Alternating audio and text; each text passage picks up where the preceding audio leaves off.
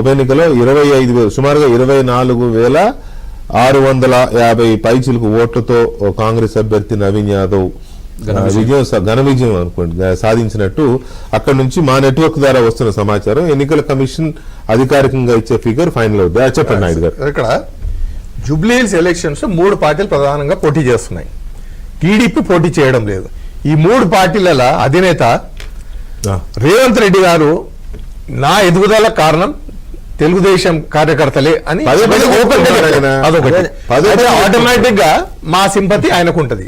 రెండో party BRS ఎప్పుడు చూసినా పొద్దున్న లేస్తే రాత్రి పండుకునే వారికి చంద్రబాబు నాయుడుని తిట్టాలా, ఆంధ్ర పార్టీ అనాలా, ఇది అనాలా. కానీ తెలంగాణలో ఇవాళ బడుగు బలిగిన వర్గాలకి రాజకీయ శక్తి ఇచ్చింది తెలుగుదేశం పార్టీ. అది పక్కన ప్రతిరోజు చంద్రబాబు నాయుడుని, లోకేష్ బాబుని, ఎన్టీఆర్ని తిట్టడమే తప్ప బీఆర్ఎస్ వేరే పని చేయదు. రైట్. ఒక్కసారి మనం ఈ